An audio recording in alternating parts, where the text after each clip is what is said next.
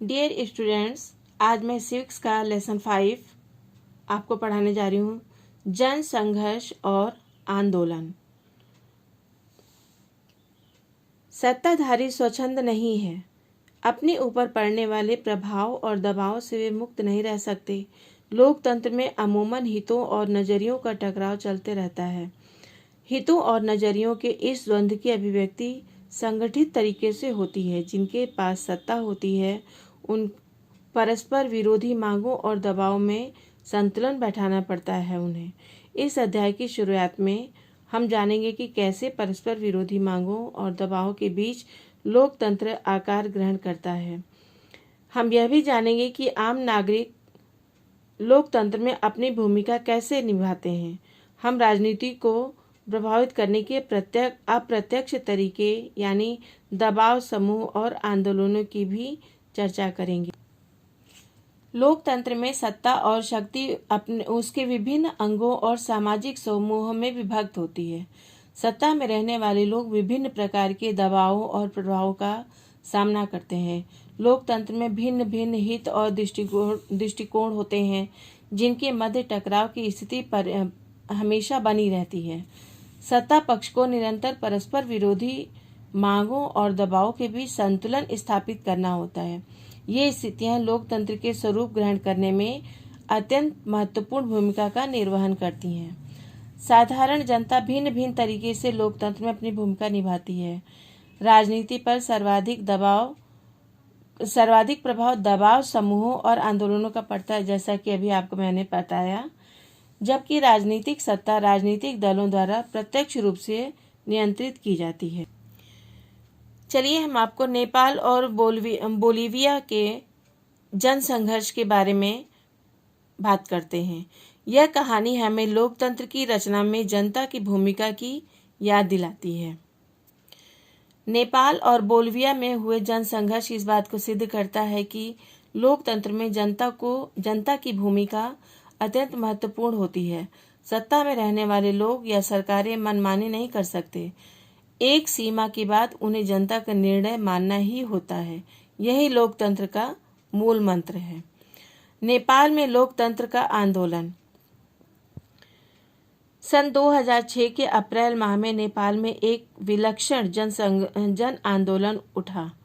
नेपाल लोकतंत्र की तीसरी लहर के देशों में एक ऐसी ही है जहां लोकतंत्र 1990 के दशक में कायम हुआ। चलिए इसके बारे में ही हम चर्चा करते हैं। नेपाल में लोकतंत्र की स्थापना के लिए आंदोलन लोकतंत्र में जनता की शक्ति के सर्वोपरि होने का बहुत अच्छा उदाहरण आपको देते हैं। नेपाल में 1990 के दशक में लोकतंत्र अस्तित्व में आया, जिसमें राजा औपचारिक रूप से राज्य का प्रधान था, लेकिन वास्तविक सत्ता जनता द्वारा चुने गए प्रतिनिधियों के हाथ में थी। दूसरे शब्दों में ये कह सकते हैं कि वहाँ का एक राजा वीरेंद्र, जिसने संवैधानिक राजतंत्र की व्यवस्था को स्वीकार कर लिया था। उस स्थिति में परिवर्तन तब आया जब एक विचित्र और रहस्यपूर्ण ढंग से राजा वीरेंद्र की हत्या के बाद राजा ज्ञानेंद्र ने कमान संभाली। ज्ञानेंद्र लोकतंत्र के पक्ष में नहीं थे, अतः उन्होंने कार्यरत सरकार की अलोकप्रियता और कमजोरी का लाभ उठाकर सन 2005 में निर्वाचित सरकार को भंग कर दिया। परिणाम स्वरूप 2006 के अप्रैल महीने में नेपाल की जनता ने राज्य सत्ता के विरुद्ध आंदोलन प्रारंभ कर दिया, जिसका लक्ष्य सत्ता की राजा के हाथ से लेकर जनता के हाथ में सौंपना था। आंदोलन को सफल बनाने के लिए संसद की सभी राजनीतिक पार्टियों ने मिलकर 7 पार्टी अलायंस यानी सप्तदलीय गठबंधन बनाया और राजधानी काठमांडू में 4 दिन के बाद आह्वान किया। यह 4 दिन के बंद का आह्वान किया था। यह 4 दिन का बंद आंदोलन की तीव्रता के कारण अनिश्चितकालीन बंद के रूप में परिवर्तित हो गया। इस आंदोलन का माओवादी और अन्य गठ संगठन भी समर्थन कर रहे थे, जबकि ज्ञानेंद्र ने लोकतांत्रिक शासन को कभी स्वीकार ही नहीं किया। आंदोलन तीव्र होता जा रहा था। लोग कर्फ्यू की चिंता न करते हुए सड़कों पर प्रदर्शन करने लगे। धीरे धीरे प्रदर्शनकारी लोगों की संख्या 1 लाख पहुंच गई। 21 अप्रैल 2006 के दिन यह संख्या 3 से 5 लाख तक पहुंच गई। आंदोलनकारियों ने राजा को अंतिम चेतावनी दे दी। स्थिति की भयावहता को भांपते हुए राजा ज्ञानेंद्र ने आधे अधूरे मन से कुछ अधिकारों को देने की घोषणा की, लेकिन राजा द्वारा दिए गए आधे अधूरे अधिकारों को आंदोलन के नेताओं ने अस्वीकार कर दिया। आंदोलनकारी नेताओं की केवल एक ही मांग थी, लोकतंत्र की पुनर्स्थापना तथा संविधान सभा का गठन। वे अपनी मांगों पर अडिग रहे। 24 अप्रैल 2006 को अल्टीमेटम का आखिरी दिन था। भयभीत राजा आंदोलनकारियों की सभी मांगों को मानने के लिए बाध्य हुए। बदली हुई परिस्थिति में गिरिजा प्रसाद कोइराला अंतरिम सरकार के प्रधानमंत्री बने। राजा की अधिकतर शक्तियां वापस ले ली गईं। नेपाल में सन 2008 में राजतंत्र समाप्त हो गया और वह लोकतांत्रिक गणराज्य बन गया। 2015 में यहाँ एक नए संविधान को अपनाया गया। नेपाल के लोगों का यह संघर्ष पूरे विश्व के लोकतंत्र प्रेमियों के लिए प्रेरणा का स्रोत था। इसके पश्चात बोल्विया का जल युद्ध प्रारंभ हुआ।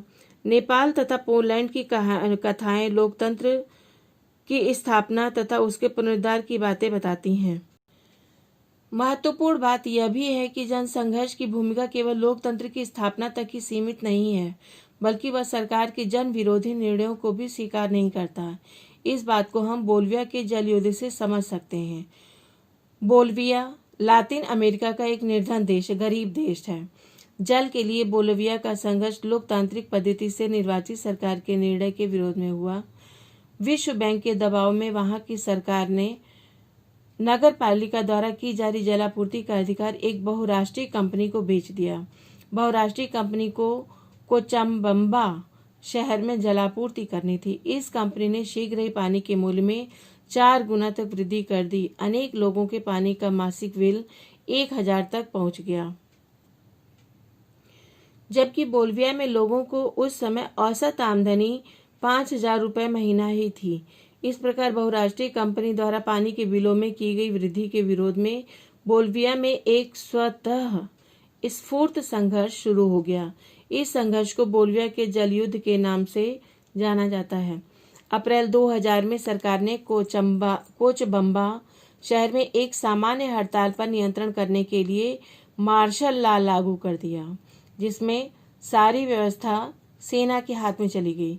लेकिन जनता की शक्ति के आगे बहुराष्ट्रीय कंपनी के अधिकारियों को शहर छोड़कर भागना पड़ा तथा बोल्विया की सरकार को आंदोलनकारियों की समस्त मांगें माननी पड़ी। बहुराष्ट्रीय कंपनी के साथ किया गया करार रद्द कर दिया गया और जलापूर्ति दोबारा नगरपालिका को सौंपकर पुरानी दरें कायम कर दी गईं। इस आंदोलन को बोल्विया के जल युद्ध के नाम से जाना गया। इसके पश्चात लोकतंत्र और जनसंघर्ष ने अपना स्वरूप ले लिया। नेपाल में चले आंदोलन का लक्ष्य लोकतंत्र को स्थापित करना था। नेपाल और बोल्विया के उदाहरणों द्वारा हमने देखा कि दोनों आंदोलनों के बीच में अंतर है। नेपाल का आंदोलन लोकतंत्र की पुनर्स्थापना के लिए चलाया गया, जबकि बोल्विया का जनसंघर्ष सरकार की एक विशेष नीति के विरुद्ध था। इस अंतर के होने पर भी दोनों घटनाएं में बहुत सी ऐसी बातें हैं जो लोकतंत्र के भविष्य के लिए अत्यंत महत्वपूर्ण हैं। दोनों घटनाएं राजनीतिक संघर्ष का उदाहरण है। इन दोनों घटनाओं में जनता की बहुत बड़ी संख्या में भागीदारी रही। व्यापक जन समर्थन और सार्वजनिक अभिव्यक्ति ने दोनों आंदोलनों को उनके परिणाम तक पहुंचाए। इन दोनों आंदोलनों में राजनीतिक संगठनों की भूमिका बहुत ही महत्वपूर्ण रही। वस्तुतः लोकतंत्र का विकास जन संघर्ष के द्वारा ही होता है। संभवतः सभी निर्णयों के पीछे सत्ताधारी और सत्ता में हिस्सेदारी चाहने वालों के बीच संघर्ष होता है। यह लोकतंत्र का निर्णायक समय होता है। ऐसा लोकतंत्र के लिए संघर्ष कर रहे सभी देशों में होता है। लोकतांत्रिक संघर्ष का व्यापक समाधान जनता की अधिकाधिक भागीदारी से ही संभव हो पाता है। जनता के संघर्ष और हिस्सेदारी के आधार राजनीतिक संगठन होते हैं।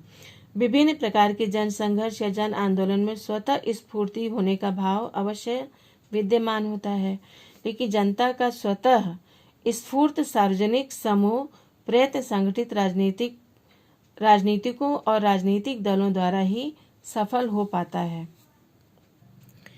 ऐसे संघर्ष और लामबंदियों के आधार राजनीतिक संगठन होते हैं। यह बात सच है कि ऐसी ऐतिहासिक घटनाओं में स्वतः स्वस्फूर्त होने का भाव भी कहीं न कहीं मौजूद होता है। लामबंदी और संगठन, आइए हम इस पे चर्चा करते हैं। हम दोनों उदाहरणों की तरफ लौटें और उन संगठनों की बात करें जिनके बलबूते पर यह संघर्ष सफल हुए। नेपाल और बोल्विया में जो आंदोलन और जन संघर्ष हुए, उनकी सफलता में जनता का एकजुट होना अर्थात लामबंदी और विभिन्न संगठनों का समर्थन महत्वपूर्ण कारक थे। नेपाल में अनिश्चितकालीन हड़ताल का आयोजन सन 7 दलों के गठबंधन अर्थात SPA सप्तदलीय गठबंधन पर किया गया। इस गठबंधन में ऐसे बड़े दल सम्मिलित थे जिनके कुछ सदस्य संसद में थे। इस संघर्ष में नेपाली कम्युनिस्ट पार्टी यानी माओवादी ने भी भाग लिया। इस जनसंघर्ष में राजनीतिक दलों के अतिरिक्त अनेक संगठन शामिल थे। सभी बड़े मजदूर संगठन और उनके परिसंघों ने इस जनसंघर्ष में महत्वपूर्ण योगदान दिया। इसके अतिरिक्त समर्थन देने वाले संगठनों में शिक्षक, वकील और मानवाधिकार कार्यकर्ताओं के समूह भी सम्मिलित थे। बोल्विया में जल के निजीकरण के विरुद्ध चले संघर्ष का नेतृत्व किसी राजनीतिक दल ने नहीं किया, बल्कि इसका नेतृत्व फेडेकोर नामक संगठन ने किया। इस संगठन में पर्यावरणवादी, अभियंता, इंजीनियर व सामान्य लोग सम्मिलित थे। लोकतंत्र में संगठन वस्तुतः 2 प्रकार से ही अपनी भूमिका का निर्वहन कर सकते थे। पहला, राजनीति में प्रत्यक्ष भागीदारी करके, दूसरा संगठन बनाकर अपने हितों को बढ़ावा देने वाली गतिविधियों द्वारा। ये संगठन दबाव समूह या हित समूह के रूप में कार्य करते हैं। जो लोग बिना संगठन बनाए अपनी मांगों के लिए एकजुट होने का निर्णय करते हैं, ऐसे समूह को आंदोलन कहा जाता है, लामबंदी आंदोलन कहा जाता है। दबाव और आंदोलन बतौर संगठन दबाव समूह सरकार की नीतियों को प्रभावित करने की कोशिश करते हैं। विभिन्न प्रकार के दबाव समूह सरकार की नीतियों को प्रभावित करने का प्रयास करते हैं। राजनीति में प्रत्यक्ष भागीदारी का इसका कोई उद्देश्य नहीं होता। दबाव समूह का उद्भव तब होता है जब एक समान पेशे, हित, आकांक्षा और विचार के लोग एक समान उद्देश्य को प्राप्त करने के लिए एकजुट हो जाते हैं। दबाव समूहों की भांति जन आंदोलन या आंदोलन भी चुनावी राजनीति में हिस्सा नहीं लेते, बल्कि ये राजनीति को अपने अनुकूल प्रभावित करने के प्रयत्न करते हैं। दबाव समूहों की तुलना में आंदोलनों का संगठन बहुत कमजोर और ढीला ढाला होता है। आंदोलनों में निर्णय अनौपचारिक रूप से किए जाते हैं। आंदोलन जनता की स्वतः स्फूर्त भागीदारी पर निर्भर होते हैं। दबाव समूह और आंदोलन में अंतर होते हैं। दबाव समूह अराजनीतिक दल होते हैं और राजनीति दल एक राजनीतिक संगठन होता है। उसी जगह दबाव समूह का उद्देश्य लोगों का कल्याण करना होता है, जबकि राजनीतिक दल का उद्देश्य सत्ता प्राप्त करना होता है। दबाव समूह एक सरकार पर दबाव डालती है, मतलब बात करती है, सरकार पर दबाव डालती है, लेकिन राजनीतिक दल और संवैधानिक रूप से सरकार की मदद करती है। दबाव समूह चुनाव में भाग नहीं लेते हैं, लेकिन राजनीतिक दल चुनाव में भाग लेता है। दबाव समूह किसी एक वर्ग के हितों को लेकर चलता है, लेकिन राजनीतिक दल सभी लोगों और सभी वर्गों के हितों को लेकर चलता है। दबाव समूह के सदस्य एक साथ कई दबाव समूह में भाग ले सकते हैं, लेकिन राजनीतिक दल के सदस्य में एक राजनीतिक दल का सदस्य बन सकते। अतः आपने देखा कि आंदोलनों में फैसले के अनौपचारिक ढंग से लिए जाते हैं और ये फैसले लचीले भी होते हैं। आंदोलन जनता की स्वफूर्ती भागीदारी पर निर्भर होते हैं और न कि दबाव समूह। वर्ग विशेष के हित समूह और जन सामान्य के हित समूह, इसके बारे में अब हम चर्चा करेंगे। हित समूहों का उद्भव समाज के विभिन्न समूहों के हितों की पूर्ति के लिए होता है। मजदूर संगठन, व्यावसायिक संघ और विभिन्न प्रकार के पेशेवर वकीलों, डॉक्टरों, शिक्षकों आदि के संगठन इसके उदाहरण हैं।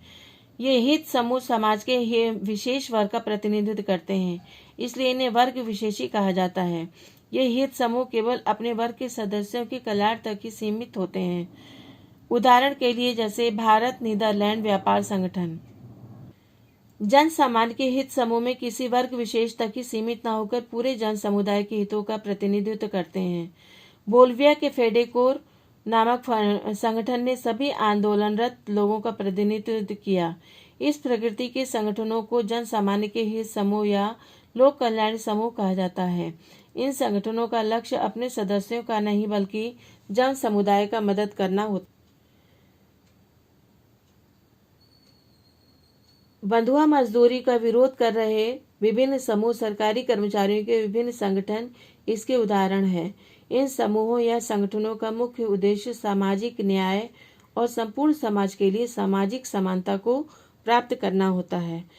Backward and minority communities employees federation यानी BAMCEF का नाम लिया जा सकता है। यह मुख्यतः सरकारी कर्मचारियों का संगठन है जो जातिगत भेदभाव के खिलाफ अभियान चलाता है। यह संगठन जातिगत भेदभाव के शिकार अपने सदस्यों की समस्याओं को देखता है, लेकिन इसका मुख्य सरोकार सामाजिक न्याय और पूरे समाज के लिए सामाजिक समानता को हासिल करना होता है। आंदोलनकारी समूह। आंदोलन कोई भी हो, इसमें विभिन्न प्रकार के समूह अलग अलग विचारधारा के साथ सम्मिलित होते हैं, लेकिन इनमें कुछ विशेषताएं समान होती हैं, जैसे किसी प्रमुख मुद्दे पर एक मत होना, एक निश्चित समय सीमा के अंदर लक्ष्य की प्राप्ति करना और एक व्यापक लक्ष्य की बड़ी समयावधि में प्राप्ति इत्यादि। नेपाल में हुए आंदोलन का उद्देश्य लोकतंत्र की पुनर्स्थापना करना था। भारत में नर्मदा बचाओ आंदोलन नर्मदा नदी पर बनाए जा रहे सरदार सरोवर बांध के कारण विस्थापित हुए लोगों की समस्या के समाधान से संबंधित था। नर्मदा बचाओ आंदोलन ने धीरे धीरे व्यापक रूप धारण कर लिया। इसने सभी बड़े बांधों और विकास की उस अवधारणा पर सवाल खड़े कर दिए जिसमें बड़े बांधों को बनाना अनिवार्य बताया। कभी कभी व्यापक आंदोलनों का एक साधारण समावेशी संगठन भी बन जाता है। यह संगठनों का संगठन होता है। National alliance for people's movement NAPM इसका उदाहरण है। इस प्रकार के संगठन जन आंदोलनों की गतिविधियों के तालमेल स्थापित करने का कार्य करते हैं। दबाव समूहों और आंदोलनकारियों का राजनीति पर भी प्रभाव पड़ता है। दबाव समूह और आंदोलन राजनीति को अत्यधिक प्रभावित करते हैं। ये अपने उद्देश्यों की प्राप्ति के लिए सूचना अभियान चलाते हैं, बैठकें आयोजित करते हैं, अर्जियां दायर करते हैं। साथ ही साथ मीडिया के तरफ अपने मुद्दों का ध्यान आकर्षित करते हैं। हड़ताल और सरकारी कामकाज में बाधा डालना इनका प्रमुख क्रियाकलाप होता है। व्यावसायिक दबाव समूह प्रायः ऐसे विशेषज्ञ या पेशेवर व्यक्तियों को नियुक्त करते हैं जो अपने क्रियाकलापों के माध्यम से अस्तित्ववान नीतियों एवं बाजार को प्रभावित करते हैं। ऐसे व्यक्तियों को लॉबिस्ट कहा जाता है। ये सरकार को सलाह देने वाली विभिन्न समितियां और आधिकारिक निकायों में भी सम्मिलित हो सकते हैं। वस्तुतः दबाव समूह में वह आंदोलन का लक्ष्य राजनीति में हिस्सा लेना नहीं होता, बल्कि उस पर प्रभाव डालना होता है। इनका किसी राजनीतिक दल से संबंध नहीं होता, बल्कि इनका एक राजनीतिक पक्ष अवश्य होता है। राजनीतिक दल और दबाव समूह के बीच संबंध प्रत्यक्ष और अप्रत्यक्ष रूप से दोनों ही हो सकते हैं। कभी कभी दबाव समूहों का निर्माण राजनीतिक दलों द्वारा भी किया जाता है, जिसका नेतृत्व राजनीतिक दलों के नेता करते हैं। ये दबाव समूह राजनीतिक दल की एक शाखा के रूप में कार्य करते हैं। विभिन्न प्रकार के छात्र संगठन और मजदूर संगठन इसके उदाहरण हैं। विदेशी लोगों के विरुद्ध असम आंदोलन चलाया गया। आगे चलकर इस आंदोलन ने असम गण परिषद का रूप धारण कर लिया और राजनीति में भी प्रत्यक्ष रूप से भागीदारी करने लगा। तमिलनाडु की क्षेत्रीय पार्टियां डीएमके और एआईएडीएमके भी इसका उदाहरण है। अधिकांश दबाव समूहों और आंदोलनों का राजनीतिक दलों में सीधा संबंध नहीं होता, दोनों परस्पर विरोधी होते हैं। अत्यधिक मतभेद होने पर भी इनके बीच संवाद बना रहता है और सुलह समझौते की बातचीत चलती रहती है। राजनीतिक दलों के अधिकांश नए नेता दबाव समूह और आंदोलनकारी समूह से आए हुए होते हैं। क्या दबाव समूह और आंदोलन एक के प्रभाव सकारात्मक होते हैं? शुरुआती दौर पर लग सकता है कि किसी एक के तबके के हितों की नुमाइंदगी करने वाले दबाव समूह लोकतंत्र के लिए हितकर नहीं है। लोकतंत्र में किसी एक तबके के नहीं बल्कि सबके हितों की रक्षा होनी चाहिए। यह भी लग सकता है कि ऐसे समूह सत्ता का इस्तेमाल तो करना चाहते हैं, लेकिन जिम्मेदारी से बचना चाहते हैं। लेकिन थोड़ा संतुलित नजरिया अपनाएं तो स्पष्ट होगा कि दबाव समूहों और आंदोलनों के कारण लोकतंत्र की जड़ें मजबूत हुई। शासकों के ऊपर दबाव डालना लोकतंत्र में कोई अहितकर गतिविधि नहीं, बल्कि बशर्ते इसका अवसर सबको प्राप्त हो। सरकारें अक्सर थोड़े से धनी और ताकतवर लोगों के अनुचित दबाव में आ जाती हैं। जनसाधारण के हित समूह और आंदोलनों इन अनुचित दबाव के प्रतिकार में उपयोगी भूमिका निभाते हैं और आम नागरिक की जरूरतों और सरोकारों से सरकार को अवगत कराते हैं। वर्ग विशेषी हित समूह भी महत्वपूर्ण भूमिका निभाते हैं। जब विभिन्न समूह सक्रिय हो तो कोई एक समूह समाज के ऊपर प्रभुत्व कायम नहीं कर सकता। यदि कोई एक समूह सरकार के ऊपर अपने हित में नीति बनाने के लिए दबाव डालता है तो दूसरा समूह इसके प्रतिकार में दबाव डालेगा कि नीतियां उस तरह से न बनाई जाएं। सरकार को भी ऐसे पता चलता रहता है कि समाज के विभिन्न तबके क्या चाहते हैं। इससे परस्पर विरोधी हितों के बीच सामंजस्य बैठाना और शक्ति संतुलन करना संभव हो। ऐसी दशा में दबाव समूह आंदोलन इस अनुचित दबाव को कम करने में उपयोगी भूमिका का निर्वहन करते हैं। जनता का समर्थन और सहानुभूति हासिल करना है। सरकार जनहितैषी कार्य को करे, इसके लिए वर्ग हितैषी हित समूह भी प्रमुख भूमिका निभाते हैं। जब इस प्रकार के कई समूह सक्रिय होते हैं तो किसी एक समूह को समाज के ऊपर दबाव बनाने का अवसर प्राप्त नहीं हो पाता, क्योंकि अन्य समूह भी अपने अपने हित के लिए कार्य कर रहे होते हैं। ऐसी स्थिति में सरकार को गलत नीतियां बनाने से रोकती हैं और सरकार समाज के सभी वर्गों के मुद्दों पर ध्यान देने के लिए विवश हो जाती है। इस प्रकार परस्पर विरोधी हितों के बीच सामंजस्य और शक्ति का संतुलन बना रहता है। इस प्रकार से आपने समझा कि जन संघर्ष और आंदोलन किस प्रकार से सहायता करता है और कैसे अपना दबाव बनाता है। आपका यह चैप्टर पूरा हुआ। यदि वीडियो अच्छा लगा तो इसे लाइक और शेयर करना न भूलें।